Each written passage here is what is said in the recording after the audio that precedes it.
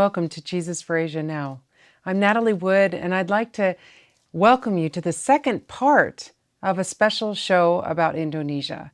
Our guests are Ramon and Sandy Tengkano, and they shared with us in the first part about their personal testimony, learning to walk in God's way, learning to live God's way, and learning what's really important in God's kingdom. Welcome back to the show, Ramon and Sandy. I just would like to encourage our viewers to go and find that first part. It will be on the Jesus for Asia website very soon, or you might be able to see it again when it airs again on 3ABN. Mm-hmm. So in the first show, we saw how the Lord had changed your lives and brought you back together as a family. And how has He led since then? What's the work He's brought you into? Well, God has opened ways for us to get to know what kind of God He is through mission work, ministry work, which in our case is a television ministry. That's what we established in 2011, January, February. And it's a lot of work because reaching Indonesia, 17,000 island with 256 million people, population, 90% of whom Muslim, have no idea what Christianity is all about. If they know any Christianity, it's the wrong kind of Christianity. So we became the first Adventist television that took on the satellite. Okay. That time. Now, at that time. Now we have a Hope channel also that started to be on air in mid 2014. So we have two Adventist television going over Indonesia. Good. Yeah. And since then, we were getting many calls, many texts, many requests to have books, to have DVDs and lessons, and many invitations extended to us to come and visit them. Big churches, small churches, Adventist churches, mostly, and even non-Adventist churches calling us. Wow. So people are watching. Yeah, You're people are finding watching. Out people are watching. Even though that we're on the satellite, which means people have to have the satellite dish to catch our signal. And the satellite dish is being fading away in big cities because they're replacing with the cable television. Like you just plug in the wall, monthly bills and everything. But majority of Indonesian don't have access to cable television monthly. Wow. Cable television in Indonesia, they have like a maximum 2 million viewers. 2 million subscribers, but the uses for satellite dish goes up to 18-something million, according to data. Wow! So there's a lot more people living outside the big cities. The mountains, islands, faraway places. When they have television, they have to buy satellite dish, and that's where we are. So that's their only way to get anything. That's right. Otherwise, they don't catch anything. And then we also treat our viewers as our like family. A family. So we go to their house, spend time, spend night with them, and they're very shocked because, one time we went to the family. Remember in the Kediri, is it, David? Yeah, it's East Java. East Java. The father, the parents. The father especially, he's a Buddhist. He's a Buddhist, and he never believed about Christianity because he always say Christianity is hypocrite, and then like fancy people. Yeah, fancy people. And then we came with our team, spend time, and then sleep in their house. And what did he say? He said, "Wow, this is different Christianity here." Yeah. Because what I see in television. And I see you guys wake up in the morning, you all look the same.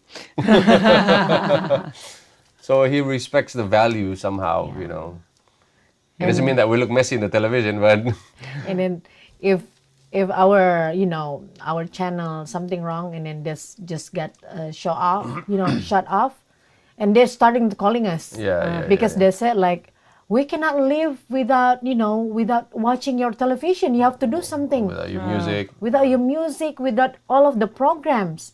So, I don't know, sometimes, they use our television to become like, they needs. Wow. So they're almost addicted to it or something. Yes, exactly. Wow. They cannot live without. There's one person, there's a crazy, mental illness. And the family said like, he cannot go the day without Without having our watching, television without on. having our television. So if something wrong with television, he's become crazy. And this guy, apparently, we met them last January. And he apparently was the guy. He claimed that I'm mentally ill. But he when we came to his area, he came up to us. Can you pray for me? I'm mentally ill, but I have to have your television on all the time because his mother says. Okay, we pray for him, and then he took out his wallet or little bag, and then he takes out like the receipt of bank transfers. And then he was saying, do you see a small amount that comes in every month? Yes. For years. Yeah. Yes, I know there's a small amount. It's like $1.50 or $2 every month. So the guy brings cash money to the counter to make the transfer to our television. I'm like, that's you? Yes, it's been me. Look at the receipt. Wow. I'm like, it's for people like that our television keeps going. I'm so touched.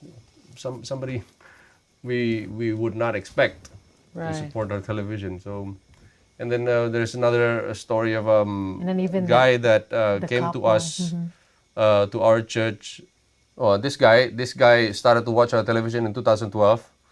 I met him last year, finally. Now he's a member of our church. In the beginning of our television, we had no idea what we were doing. We didn't have any quality. We had no knowledge on how to make a program. So it was just a big messy television. We were on the air just because we paid the bill, satellite bill. So this guy in the church, that very church, he was making stories how we came to the church because of our television. He said he started watching the television. We're like, what kind of television is this? Who would spend so much money to be on the television just to air unprepared programs like this? So that's his story. But it got him sit down for hours, Wow. looking and laughing at this television. Whoa, these people are crazy. They don't know what they're doing. They don't know what they're doing. But then there's messages, there's Bible verses. There's, It's going in. That's right. And then he's calling his family, look at this crazy television. So for a few days, just the next day, we'll turn it on. And now the whole family. And then now the whole family is in the church. The church getting baptized. God And uses then finally crazy met me. television. Yeah, last year he was like, wow, you guys are something special here, Wow. And then one of the biggest highlights we have in our television this past few years, in 2014, I think, we got invited. We got called in from a viewer who happened to be a pastor in one of the big Pentecostal churches in Indonesia, in the east of Indonesia. And then say, hey, are you guys willing to come speak in our church? Well, yeah, sure. How much you guys charge? I'm like, we don't charge anything. Okay, well, that's the case. We'll come. And then we came. And then there's there was a church with big hall with apparently 700 pastors plus his wife, their wives, and their children attended. Wow. It's their annual meeting of their church workers, and they invited me. I'm not even a pastor. Oh, wow. You want me to speak with them? Yes, speak with us. I know I see your messages in television. I think you have a message for us. Okay, Lord, give me words to say, because I was speaking Wednesday, Thursday, Friday, day until night. Wow. Because the year before they invited one of the televangelists famous from America. And they have to pay how much for that? They paid like $200,000 only for him to be there. Very famous American televangelist. And then I was there the next year. So I got to speak about, just 144,000, the latter rain message, and of course we package it with our own testimonies, Right. And the third Elijah message, we spoke about how to become healthy. They all loved it, without we take away things that might shock them. Right. So, and then one of the pastors was actually a famous pastor. I didn't realize he was there the whole 3 days. And then he went back to his own home church on this following Sunday. And then he spoke to his church. He said something like this.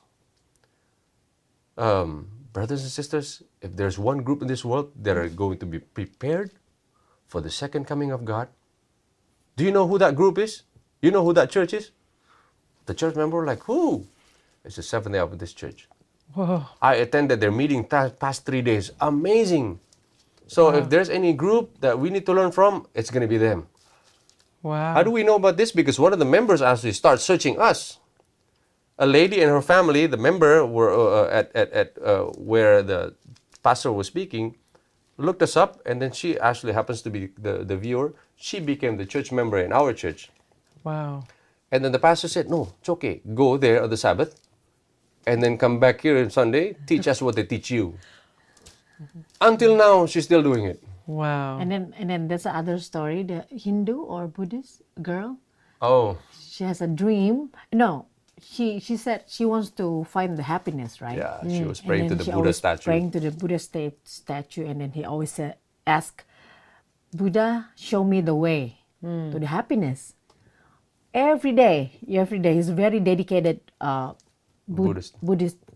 And then one night he get a dream, and the Buddhists come to him, Buddha. The Buddha come to him, and the Buddha said like, the true happiness is Jesus. Wow. And she just like, what? That's the God of Christians. That's the God of Christian. Look at them. Impossible. And then she doesn't care. She just like searching, of course, in Internet. internet. And then Jesus. found us. When she's searching Jesus, I don't know why, he found us at CBN. And he just watched all of the series, program, and now he become our member. It's just only because of that. Yeah. Wow. So many viewers get dream, actually, yeah? Yeah. Get a dream from the Lord. And then, now they become our members because of the dream. Yeah, so many exciting stories. Wow. You have to give me 2 days to tell you the whole story. And then we have the other job also in our villages. Yeah, we have. Okay. Of course, we're reaching out to the villages also. We have a dental clinic. We have we're serving the locals where we are. We're up in the countryside. Well, we come from city life. We have people in secular world that they need to be reached out to. Right. People in the upper class of the society. That you knew before? Yes, that we hung out with before. So we were always wondering, Lord, how do we talk to them? Because hanging out with them, drinking and partying with them, we had no message. Yeah. In our neighborhoods, there's so many people that are really important running the country, before at our previous life. But I had no message. We meet down and sit down with them, and neighborhood meetings and everything. But no message. So God gave us ways to reach out to them. It's now we're into exercising, Sport, a lot. Exercise, running, cycling, and these communities that we hang out with. These things, running and cycling is picking up. Even swimming, triathlon, picking up really big time in our country. Everybody's just searching to get Become more connected with this. healthy. Okay. So there we are. In the beginning, we didn't know what we were doing. Lord, we just thought it was going to be for us. And then we got to meet some people. We got exposed to new friends. Some of the people we met in the society, just diplomats and just artists. Anything, rock star or the governor is actually also in the community. So famous people, wealthy people. Yeah, influential people. Influential people. They got to know our lifestyle. We're plant-based. We eat no meat. They're asking us, so do you, with diets like that, lifestyle like that, you can keep up with what we do here. Yeah. They're really fit people, individuals. really commit people too. We weren't really that fit before.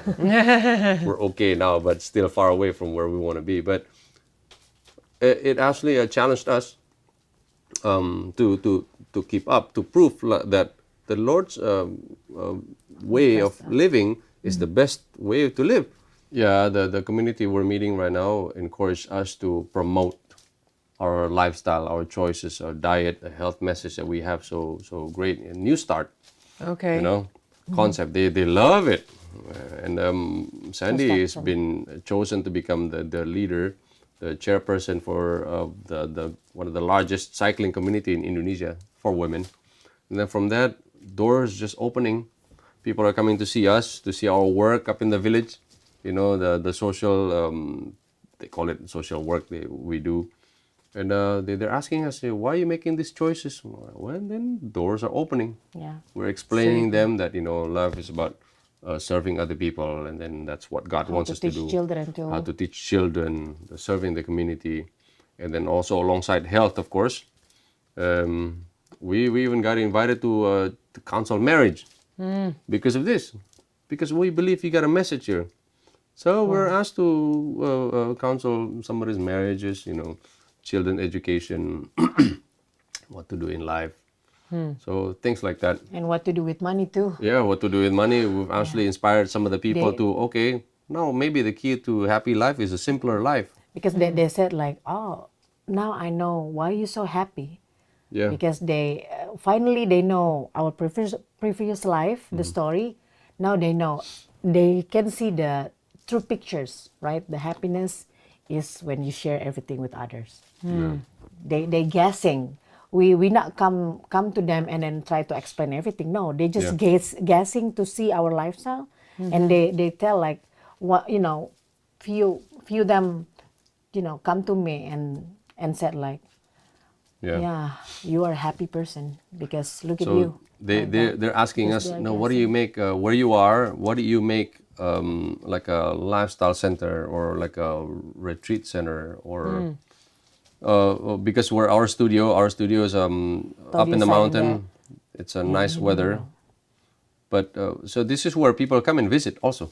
Our friends from the world, they come and visit and see us, and then they ask us, what do you just make like a retreat center, make something that we can be coached. You can give us like talks. Because they said like this, they want to learn to live like us because they see that we are the person who live that we don't need money to live because look at them, we want to learn from you, right? And they said, and sometimes they said like, if we see Sandy and Ramon, we think that why we need the money so much. Look at them, they can eat, and then they even said like, this is our dining. We used to serve our guests over there. They even said like, Sandy and Ramon, they have a healthy restaurant over there. Yeah, they think it's a restaurant. Because they come, we give them food, really healthy food. They like it. That's why, hey, what do you just make like we'd call it athletic center, They can come, they can go hiking for 2 days, up the mountain, and then in the morning we can coach them, health, about temperance, about family, about relationship, about how to self-control. They even say like, your place has a power. Every time I go here, I feel tenang, Mon? Yeah, I feel relaxed. I feel relaxed. At peace. I feel peace. Yeah, so that's why they really push us to make something so they can stay with us. Yeah, they can come on the weekends, on the weekdays. And they say like, your place is like the tempat pengobatan gitu. Yeah, like a healing place. Like the healing place for our brain and mental. Like wow. That. So that's a lot of challenge, a lot of work. A lot of work. Yeah. So I just want to reiterate for our viewers' sake, you're not telling people in order to be happy, you have to get rid of everything like we did.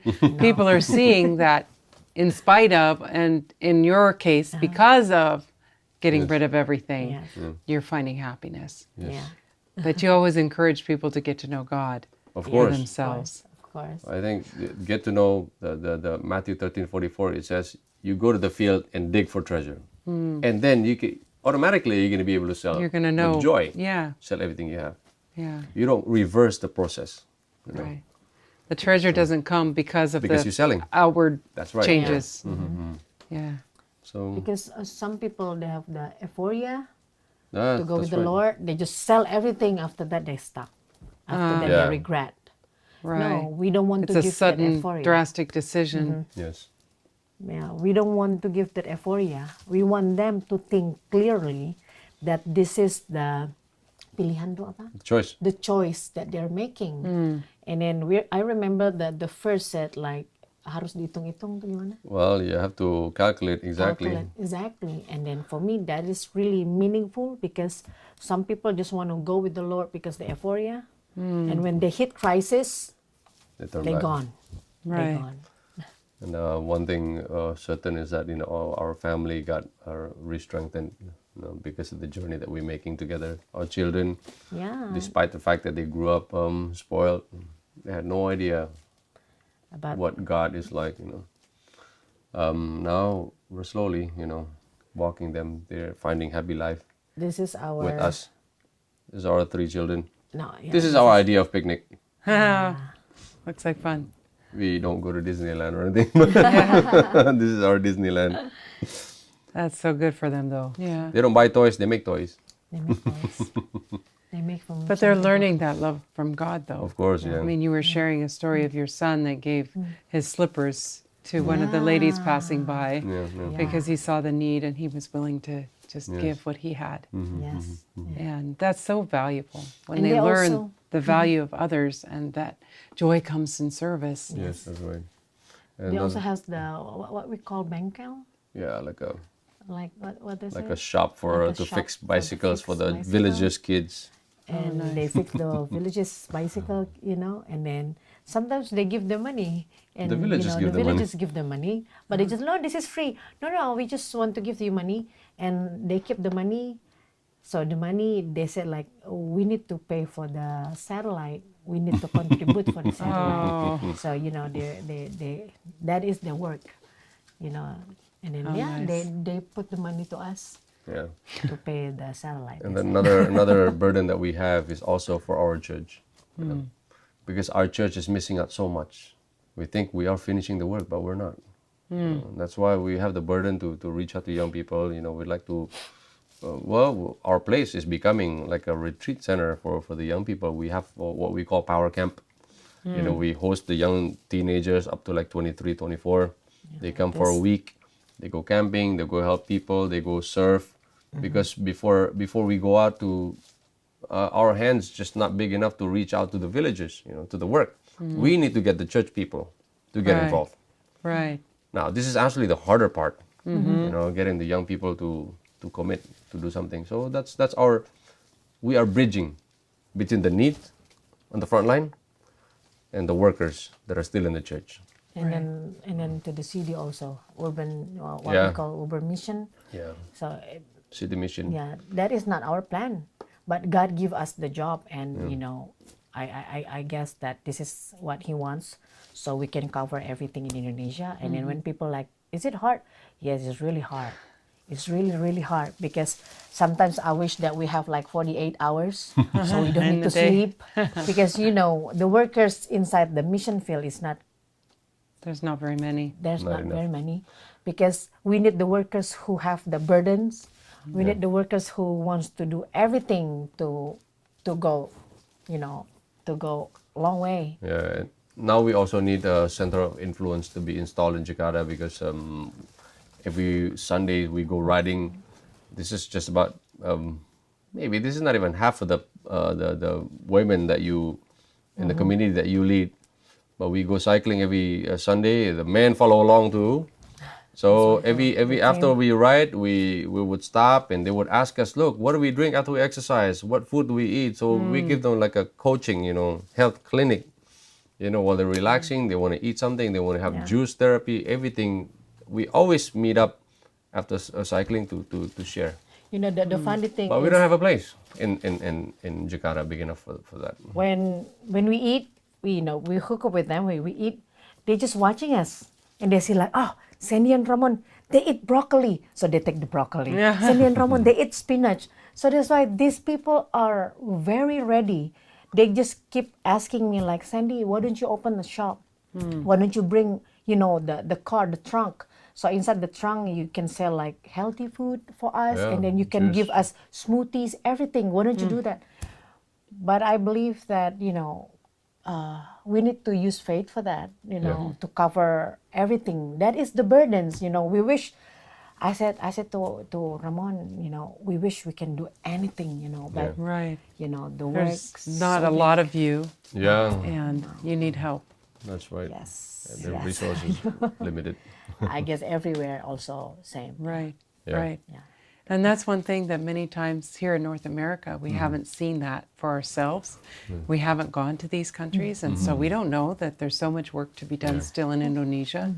you know, and so That's a lot. the call is great. The harvest is great also. Yes, yes. And the laborers are few. And then we remember, like my husband says that in Indonesia we have a island, and then there's a pastor, the dedicated pastor, senior pastor, a lot in Indonesia. They have to have like many churches to handle. 10, 11. 10, 11, Wow. and then they just go there with a motorcycle. It's takes like 10 hours, and then we can reach that just only with the airplane. Or And can you imagine the needs over there? And I was like, God, I wish I can do anything to do that. The needs is there. The people are so hungry. right. They are waiting. They even like do something, but we cannot do anything. Yeah, you're doing a lot already, and there's Yeah. not I know. Not a enough. way to do more. And we wish, like me But and my husband, like we wish, God can send us like a plane, so we have the aviation, like we can search, go there, because 12 Go hours. more quickly, yeah. Yeah. Help With that the plane. pastor go more quickly from Yes. church to church. Even the missionary, if something wrong with the family, they cannot go back because too far and it's not easy to the transportation over there is not very friendly for for the mission maybe.